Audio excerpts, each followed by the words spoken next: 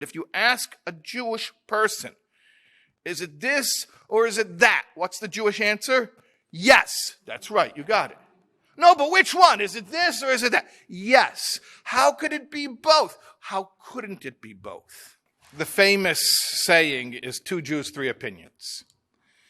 And that can be used sometimes in a derisive way, in an underhanded way, to sort of make fun of the diversity of rabbinic opinions, and we can never really get our story straight, and why can't we just pick one version, and why is there always another version?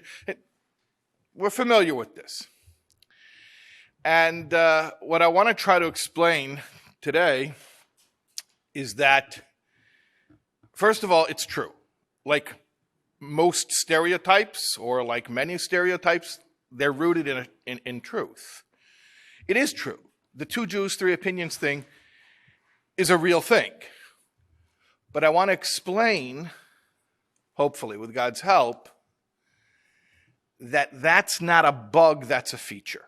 It's not an accident. It's not a mistake. It's not something that happened because Jews are contentious and we like to argue. It's because, it's not because we can't get along. It's not because we lost the true thread of the tradition, and now we're just stumbling in the dark, and we're just trying to figure out, trying to replicate or reproduce what the true version was. It's not that at all. None of that. It's not a bug. It's a feature.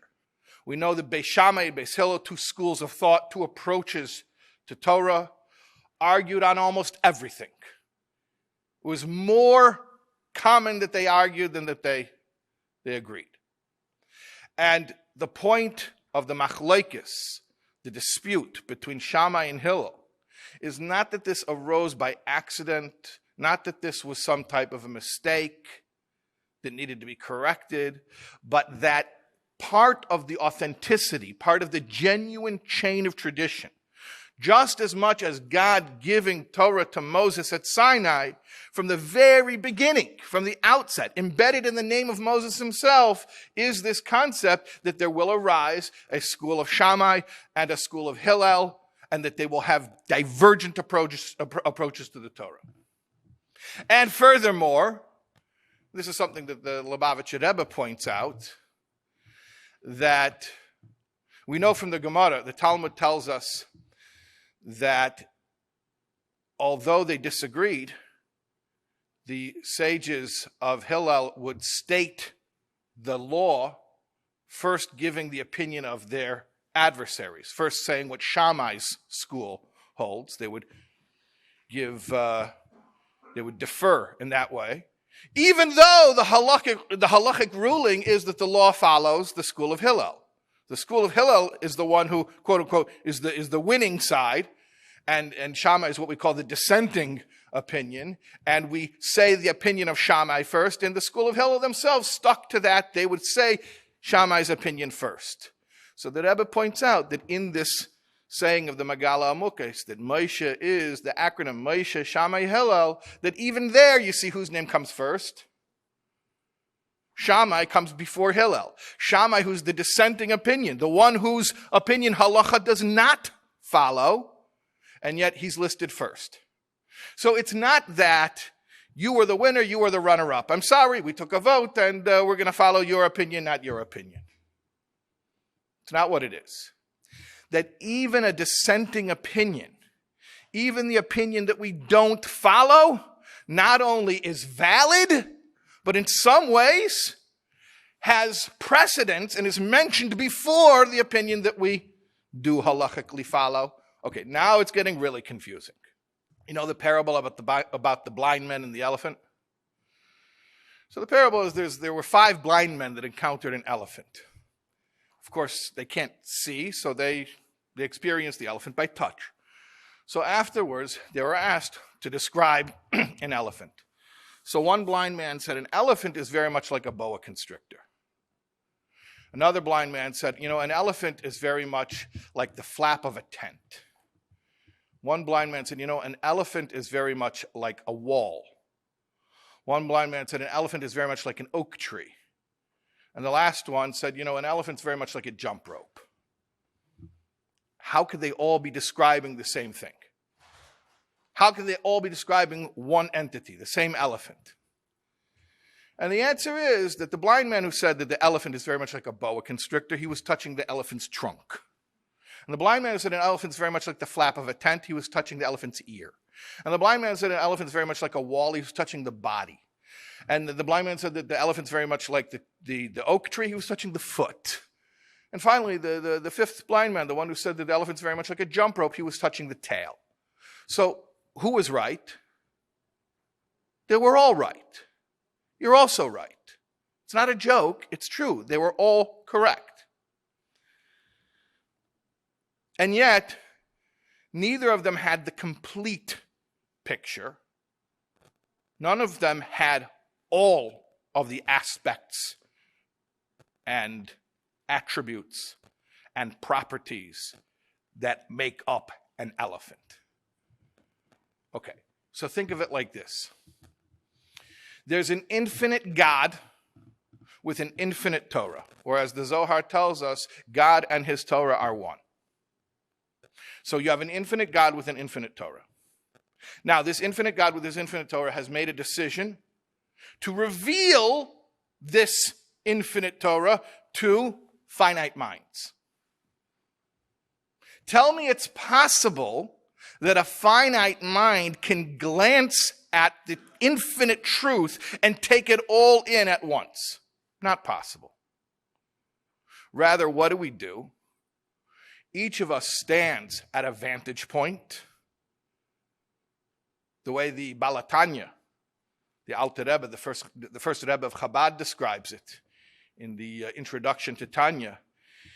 He says, every single soul belongs to a soul root and has a different vantage point of the truth based on their spiritual proclivities.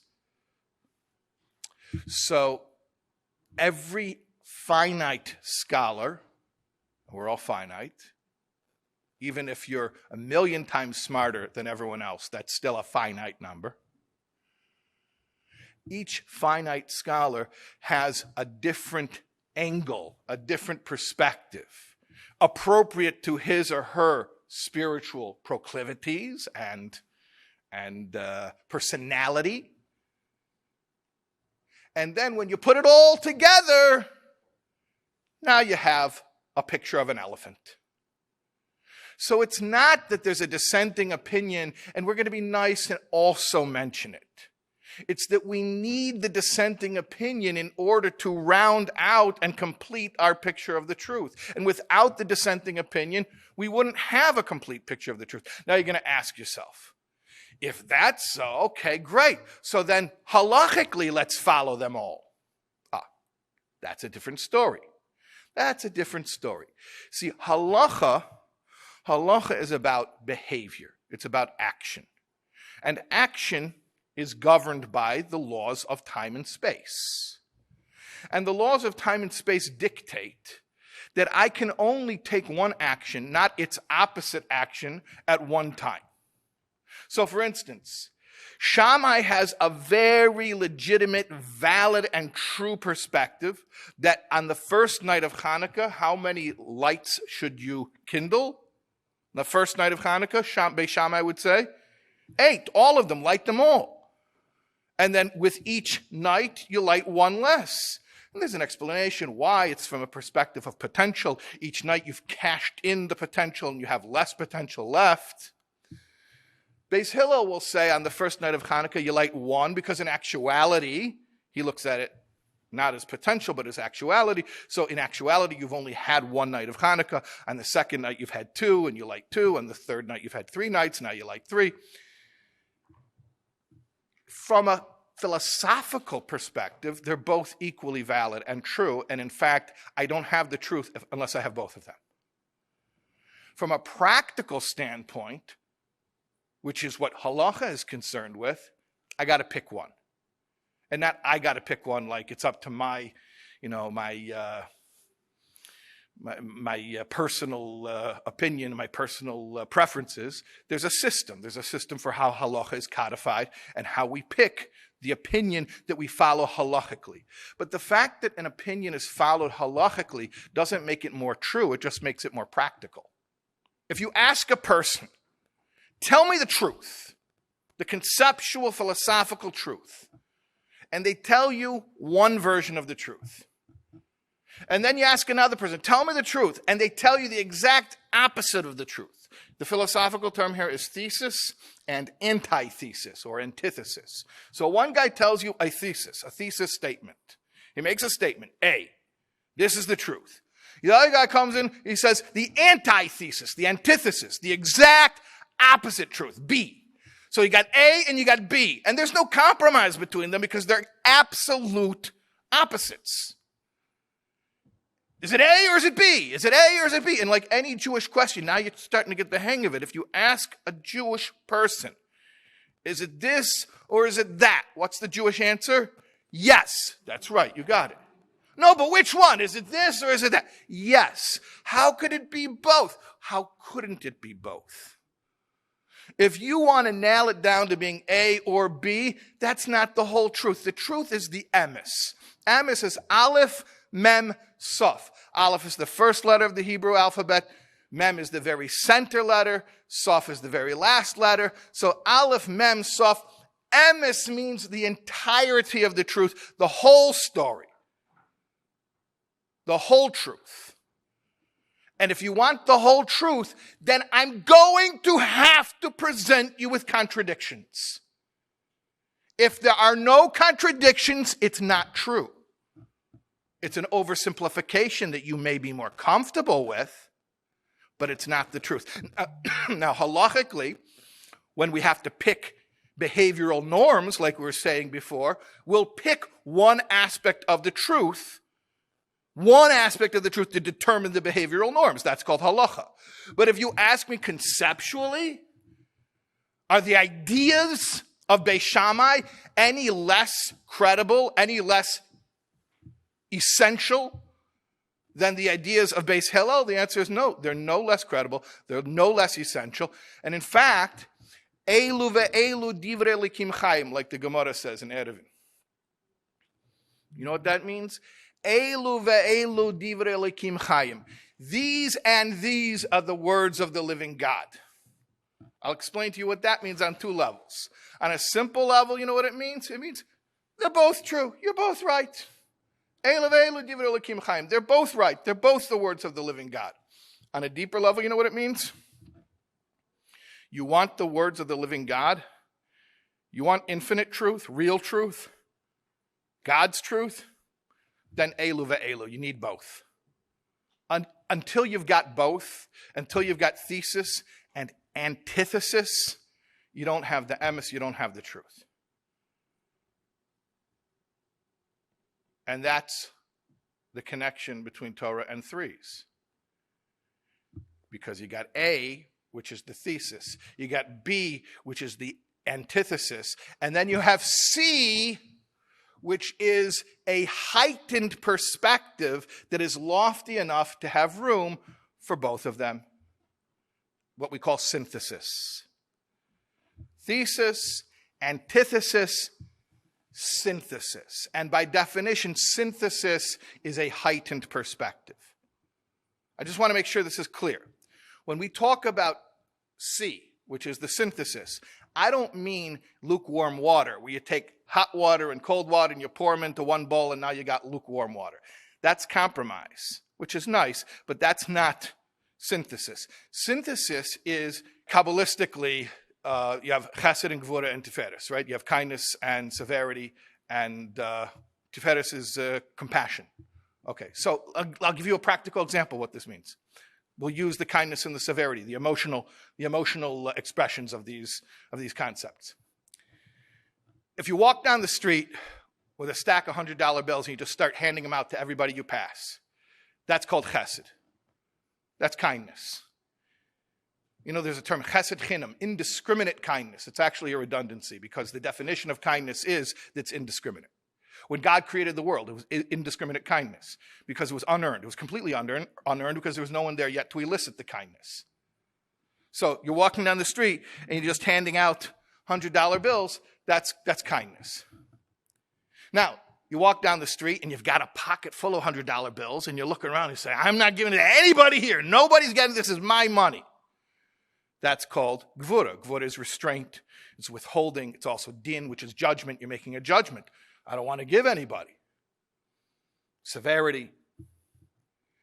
So those are two opposites. One guy's walking down the street handing $100 bills. The other guy's walking down the street and he's holding on to his money. He won't give to anybody. What's rachamim, which is tiferes, which is the middle path, which is compassion? It's not a diluted form of the two opposites. It's an elevated form where both opposites coexist without diluting each other. It's where you walk down the street and you pass different people saying, hey, he looks okay, he looks okay. That person looks like they have a particularly difficult plight. Let me give to him. And you give the 100, or even you give all the hundreds to that guy. So there you have kindness, but it's not indiscriminate. You're making a judgment. Like gvura makes a judgment. I'm not giving, you're not worthy. But here, what is he doing? He's making the judgment. Who is the best recipient to receive? So that's why it's compassion as opposed to kindness. Kindness is you give everybody. Din, or judgment, restraint is you give nobody. Tiferes, or compassion, is you give the right guy. And you see there's a combination of real chesed, undiluted, and real gvura, undiluted, and they're both operating together for the maximum effect. Okay, so now, when we say 2 Jews, 3 opinions, or maybe even more, an endless diversity of opinions, and that it's not a bug, it's a feature, what are we saying? We're saying that the essence of Torah really is the idea of, imagine yourself, again, you're going up in that helicopter, and you're looking down, and you're saying, wow, this place called Hawaii, there's the city, and there's the beach, and there's the rainforest, there's the volcano, there's the village. They're all true. And you put them all together, and you got the truth. Thanks for watching. Click subscribe and hit the notification bell below for daily pearls of Jewish wisdom.